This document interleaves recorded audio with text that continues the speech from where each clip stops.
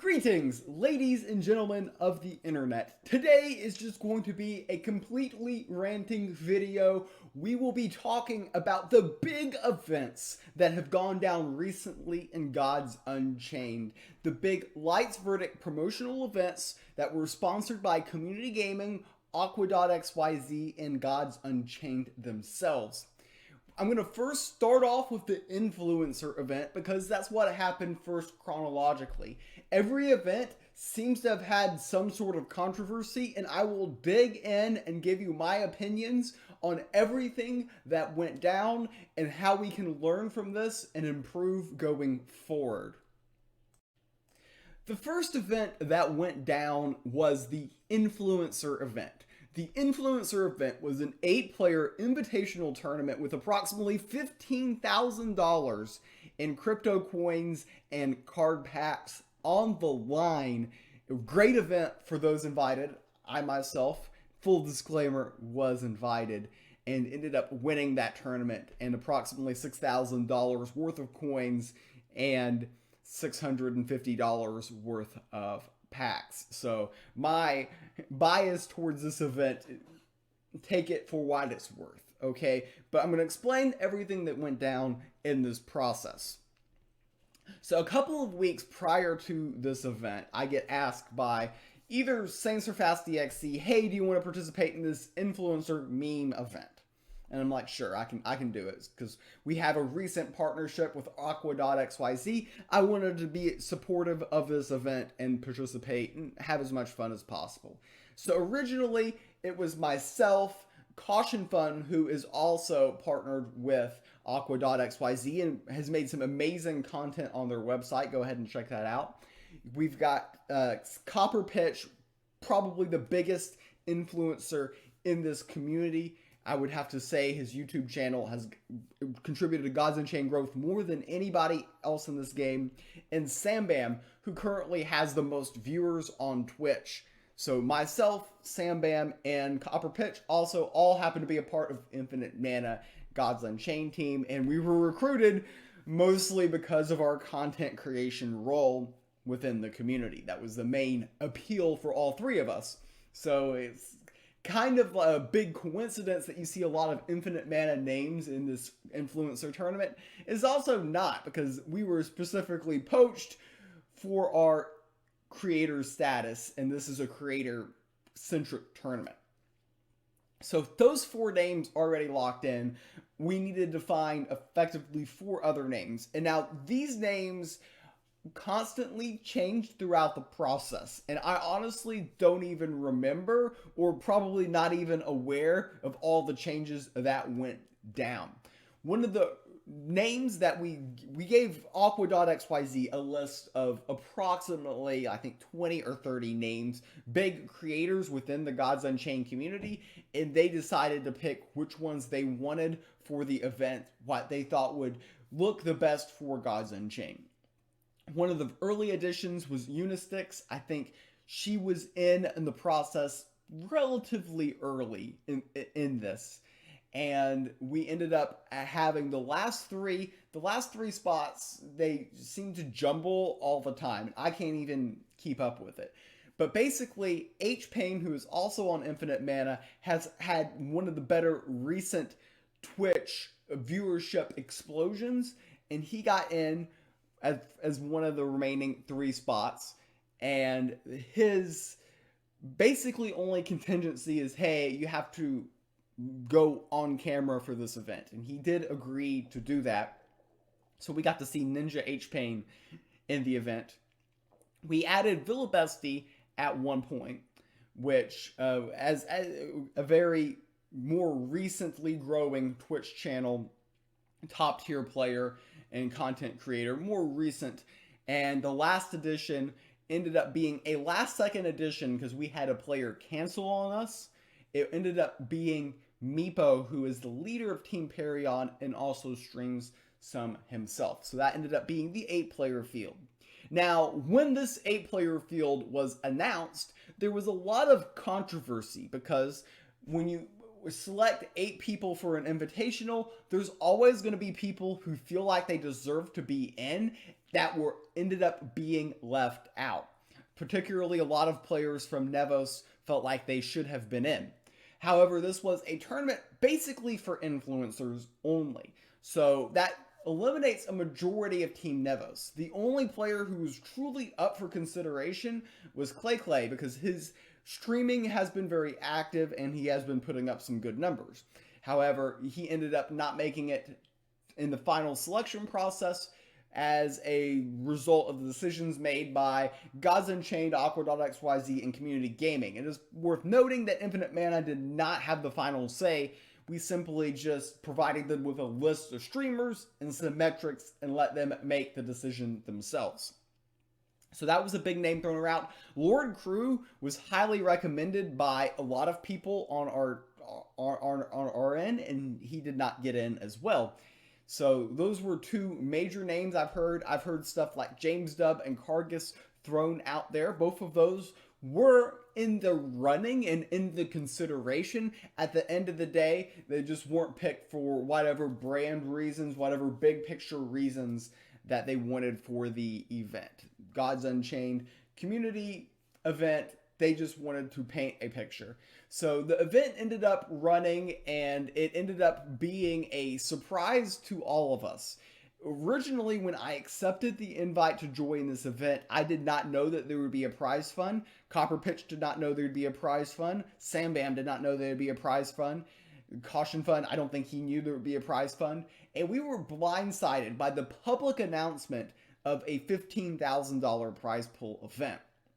So this went from a meme event where we're just all going to have lots of fun, and it ended up turning out into a try-hard festival for trying to win the most amount of money. I ended up winning the event, ended up being a great experience for me personally. My best experience in Gods Unchained was that event, my best memory. It's something that I'm probably going to remember forever for me myself. It was my biggest tournament win in any game I have played. So it was a great event for me personally. I do recognize that a lot of other people viewed it more negatively. However, I do want to point out that I believe we put out some great content and we had some great memorable moments from that tournament that I feel like we're very excited. And at the end of the day, I think the event did cause some positive publicity for the game, unlike some of the other things that we're going to get into. And really a controversy-free event, the first one, aside from player selection. The next two, not so much. The influencer tournament wasn't the only thing going on. In fact, it wasn't even the biggest thing going on. We had two separate events. A combined prize pool of $50,000, one for the Americas/Asia region, and the other for the Europe, Middle East, Africa region. So depending on where you live geography-wise, determine which event you got to play in. Both events had the same prize pool and started out with the same rules. We will get more into that into detail. So the original rules for the tournament were as follows. It was every round is a best of 3. You must submit 3 different deck lists, and your opponents get to ban 1 god. You have to submit 3 different domains, by 3 different deck lists, 1 from each god, so 3 different gods. So that was the format. It was the same as the influencer event format. Basically, your opponent gets to choose the 2 decks that you have to win with, and you have to prove them wrong to validate those. The format was originally set to have 1-hour rounds. And in best of 3, with Control Light in existence, there was a lot of pushback from people like myself. I know Stack 15, Saints, we're all pretty vocal about this. Like, hey, an hour isn't going to be long enough. There are going to be many matches go beyond that. There's a lot of support, a lot of work that goes into running these tournaments. You have to handle a lot of disputes. We were told that we had a large community gaming staff online for this event. However, even with a large staff, it's not feasible to have these rounds finish in 1 hour. So we kind of knew that would not end up happening. Another thing that a lot of people, including myself, brought up before the tournament was asking for transparency on the tiebreak system. Wasn't really known how it would really work until the event worked out. Me and I know Stack 15 made a big deal about it before the event started, and it was kind of like ignored. Hey, we've got a system, don't worry about it. Okay, more on that later. Anyways, let's focus on the events as they happen chronologically. The first event being the Europe, Middle East, Africa tournament. So this event started out, and the first round ended up lasting for an hour and a half. The event organizers thought this was a one-off, and naturally the second round also lasted 1.5 hours. The organizers for the tournament did not like the speed the event was going down, and they decided to do one of the cardinal sins of tournament organization. They changed the rules in the middle of the tournament. So what happened was they decided that, hey, we want to speed up the tournament. We're going to change it so that if a match is only played one game after the 1 hour mark, whoever won game 1 wins the match. This is a horrendous rule. And here is why. It encourages stalling. If you get up 1-0, you have no reason to play fast.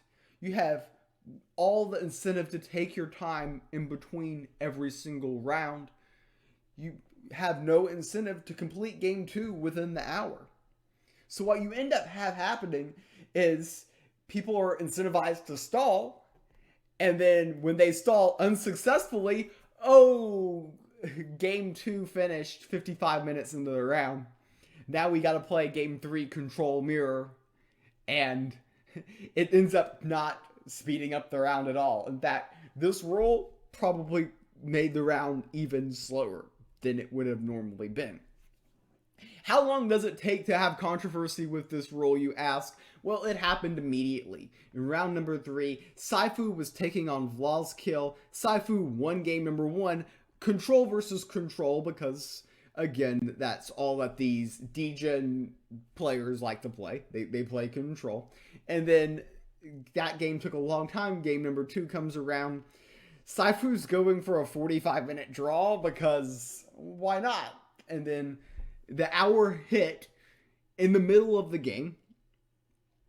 We had team manager Saints alertly saying, hey, it's an hour. You won game 1, right? Yeah, so they can claim the win because that's what the official rules state. And that's how the match ended up ending. The game went on for, I think, like 10 minutes past the hour. They still kept playing very safely beyond the 1 hour mark, by the way. Eventually, Vlalskill wins the game, but that isn't enough as the ruling for the match had already been decided 10 minutes prior. Amazing with those control mirrors sometimes. So Vlalskill was upset about the ruling there. It is worth noting that they were transparent and ruled as they said they would rule the situation correctly. It's just they ruled correctly on what was a bad rule to begin with. So understand why Vlalskill was upset in that situation. That was the first moment of controversy. The next we're going to talk about is the top 8 for this event, and oh boy, it's going to be rough. So the top 8 rolls around, and the format for the top 8 is every player must submit one more additional deck, and now we're supposed to play best of 5s, and it's going to be a double elimination format, which is very interesting. It's very exciting. There's a lot of gameplay associated with this format. They elect to, I think, hours before the event. And I know not days before, because it was originally all supposed to be best of 5s. I think hours before the event decide, hey, we're only doing best of 5s for the winners bracket finals and the finals. Okay, that's a very weird change, but they're just doing this for time constraints. This is kind of puzzling to me, and here's why. If you're ever worried about time constraints, never do double elimination. Just do single elimination. It's much easier and much faster and much less complicated. You hurt a lot of less people's brain cells by doing that. So it's interesting they're having this very time intensive format in terms of double elimination, having some matches best of 5, some best of 3s, which just confuses everyone watching the broadcast, playing in the tournament. It took me a long time to figure out what was going on as I was talking within the Infinite Mana chat trying to help people prepare. I thought everything was best of 5. I woke up too late. I wasn't, and basically this event started right when I woke up. Anyways, it was very confusing for me. And I'm a person who's really up to date on the rules and likes to absorb this stuff and likes to know what is going on. So double elimination means that if you lose your first game, you're not eliminated. If you lose your first game, the hypothetical 5, 6, 7, 8, they all play each other. The winner of those games then gets somebody who loses from the semifinals matchup. And basically there's a matchup. You have to win twice in the loser's bracket to win, to count as basically one win forward. It's a whole complicated thing that happened in the Cujo event. Let's not go into details. But basically, what you need to learn from this is the loser's bracket causes a lot of extra matches at the end of the day. So this goes on, and it's a double elimination format. Something completely unprecedented that I've never seen before happens. They make another rule change that is completely inexcusable.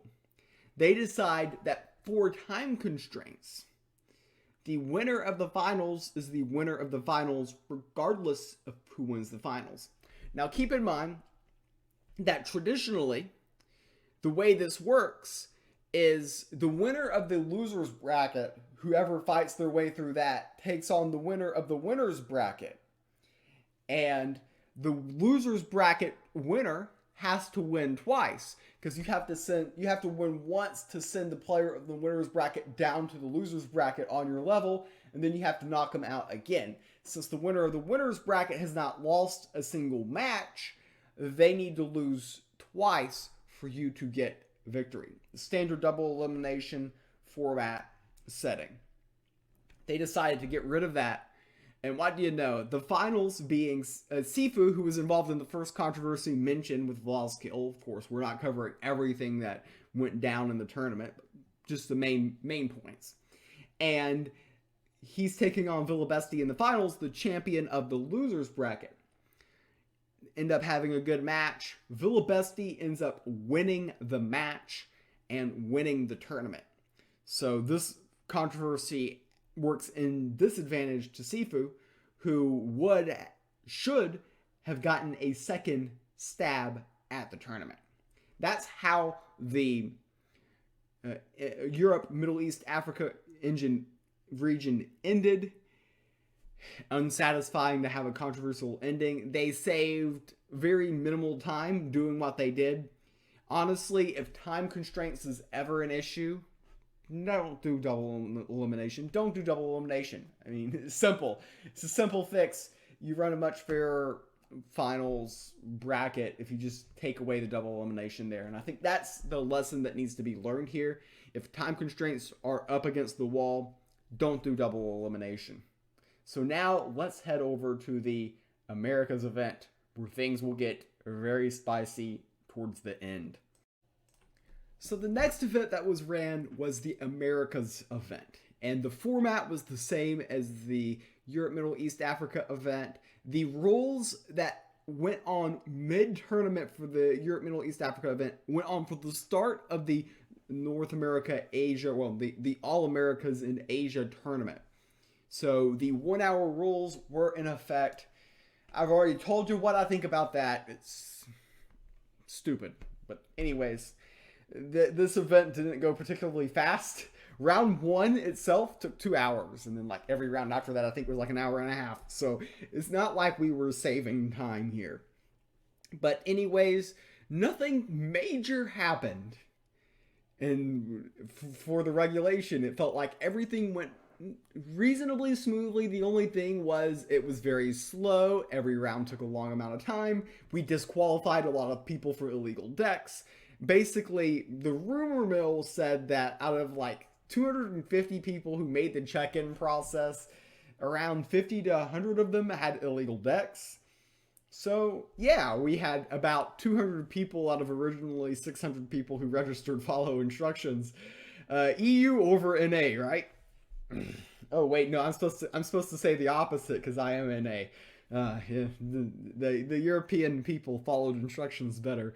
But anyways, we play down to the top 8 and everything seems smooth, right? Well, it was smooth originally. We had our top 8 announced, and during the final 4, I'm not even kidding, the final 4 of the Europe-Asia of the Europe, Middle East, Africa event, during that Final 4, there was a bombshell announcement.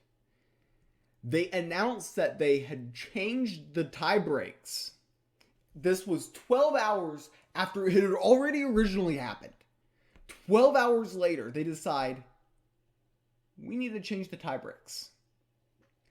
They removed original top 8 participant Caution Fun from the top 8, moved him down to 9th, and slotted in HPain, who was originally 13th.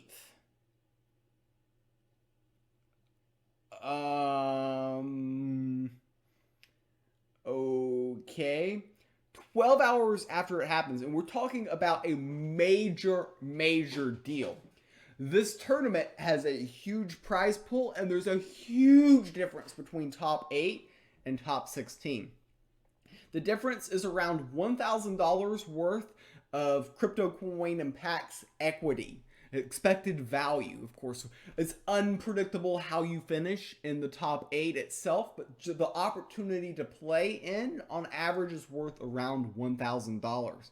Caution Fun had planned his entire night around this, super excited, promoted it all over the TST socials about how himself and Mudman was in the final 8, only to have it taken away mysteriously.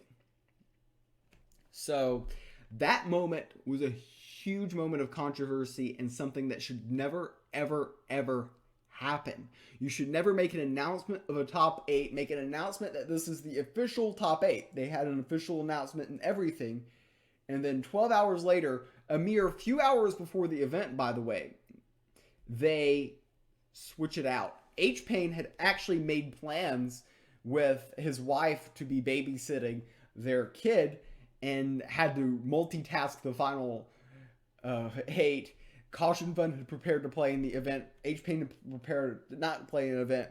Everyone's completely blindsided. Everyone's confused. Nobody knows why this happened. And as of the filming of this video, nobody still knows why it happened. I took the liberty myself, and I posted a tweet about this, of breaking down proper tie breaks and trying to figure out where the math lied.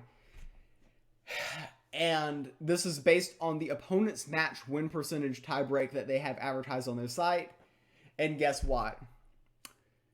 I did the math, and I did not get the same results that they did.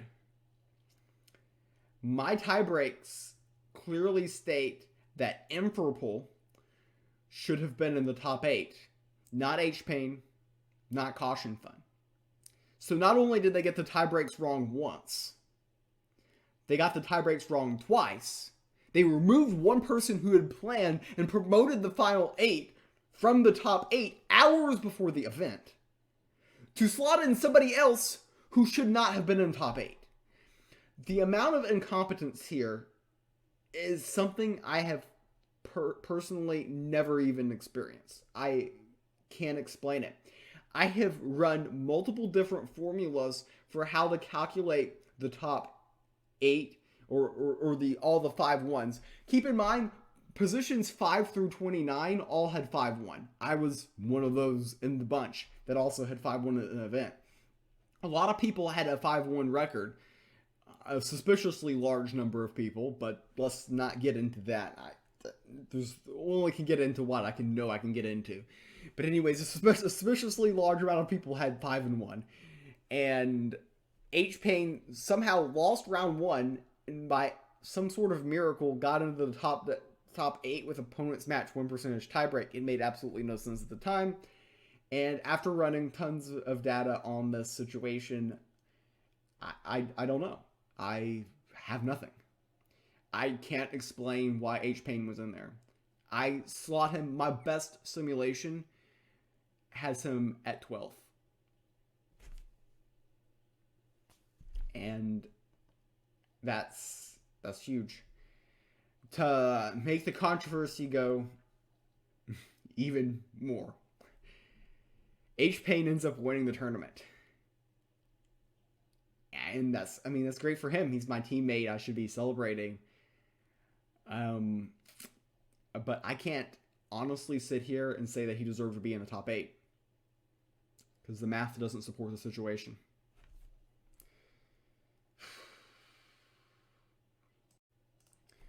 So what's the big takeaway here? It's okay to make a mistake once. I want to emphasize that I love the idea and the support from the community, from Aqua.xyz, Community Gaming, and Gods Unchained for running these big prize pool events. So much at stake, so many great moments did happen. I know this video is focusing on the controversies, but I feel it's necessary. I want these things to continue in the future, but we need to learn from our mistakes. The worst thing you can do is make a mistake twice. So for this event, my suggestion to Community Gaming is if you're worried about time constraints, don't run a Swiss event. Don't run a double elimination top 8. Let's just start with the simple things. Also for tie breaks, there are thousands of ways to break ties. I'll be honest. Granted, most of them use very similar methods, and opponents match 1% is a fine one if you've got the formula correct and can explain the formula. The most important thing that you need to have with a tie-breaking procedure is transparency before the event even starts. You need to be able to explain to a third grader how you're breaking the tie. It should be simple. It should be an easy question on are you smarter than a 5th grader? They should be like, yeah, I understand this. As of right now, as of the filming of this video, us as a community have not gotten an explanation. We're talking about 30 hours after the incorrect decision to remove caution from the top 8. And I'm saying incorrect decision because even if you figured out that you had the tie breaks wrong, you can't change it 12 hours after announcing the top 8. You just shouldn't. It was the wrong thing to do. Flat out, it was the wrong thing to do. And I feel for Caution Fun because I was originally slotted in 9th and I was devastated. But at the end of the day, I know how tie breaks works and I know that it's a lot of luck involved in that. And I was devastated when I thought I was legitimately in 9th. I didn't think that there was foul play or anything involved. I didn't suspect anything like that. But for Caution Fun to have gone from top 8, to have prepared for top 8, to submitted a list for top 8, probably practicing with teammates, going over game theory, the Discord, getting hype, posting stuff on social media, getting excited for the event, to have that taken away from him. I mean, this is somebody who's contributed tons to the community. And the way he was treated in this situation, it wasn't right. Flat out wasn't right. So the lesson here is, if you make a mistake, I mean, you own up to it, but there's a point of no return. and we reach that point. Don't finalize top 8 results until you're absolutely certain. For now, what I recommend to community gaming is don't run Swiss events until you figure this out. I mean, this is if we're learning anything from this, I love Swiss, but the original plan for community gaming on this event was an event that had 512 people, and tiebreaks won't matter because if only there'll be 8 people with a 6-0 record. But that's a bad formula for the tournament. First off, people don't want to keep playing after they keep losing.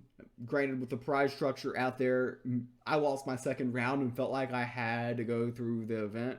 I wasn't super excited about that, and I'll be posting my matches later on this week. And you will see my facial expressions rounds 3 through 6 aren't particularly excited to be playing. But then again, that's just me personally, who was basically top 8 or bust, and I knew after I lost my second round, I probably wasn't top 8. If we're running a format that's basically single elimination, just make it bracket style. I've played in community gaming events in the past that have run smoothly. Some events that have run smoothly. All of these were bracket style events. Just keep it simple. There's no reason to complicate things. And if you have time constraints, don't do double elimination. Simple advice. This is advice for anybody, by the way. Double elimination, I honestly don't recommend to 97% of organizers. And the reason why is I don't recommend any format that you can't explain to another person. And nobody can accurately explain double elimination. I'm a person who thinks they understand it, and I don't even attempt to in this video. I just gave up mid-sentence. I'm like, I'm not even going to get into it. And that's all you need to know about the format and how complicated it is. So let's not do that. And the one thing that is a big pet peeve of mine is the lack of understanding of the core concept of the format. And when I say this is the finals, the core concept of double elimination is that every player gets to lose once. You're not eliminated after one loss. And what we saw at the Europe, Middle East, Africa event is that Saifu lost the finals and it was done. He didn't get the second redemption chance. And in double elimination, you always get the redemption chance. So if you're running a format, run it correctly. And main takeaway here is be cognizant on the times.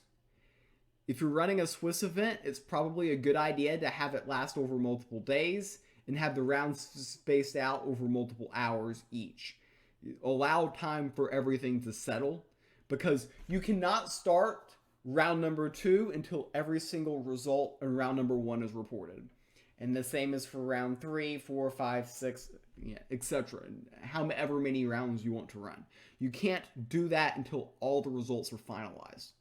So we need a system in place to where we can take our time and get everything done with appropriately, so we're not forfeiting people after one game, such as the Sifu Vla's kill situation. That should never happen. That match should have the opportunity to play to its full extent. So these are my main takeaways from the video.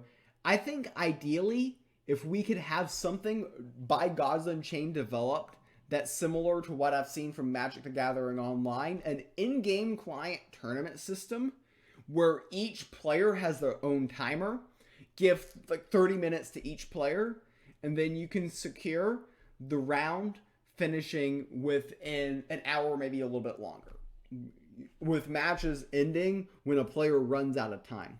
That's the most fair and best way to run a tournament in a timely manner, in my opinion. But until we have that, we need to be cognizant of how long these matches take, and we need to bring our patience to the tournaments. Again, I want to thank Community Gaming, Aqua.xyz, and Gods Unchained for putting these great events on. I enjoyed participating in them. I enjoyed speculating on them. Let's put it that way. And I hope that there was a lot of lessons learned, that we can move forward and create better events in the future.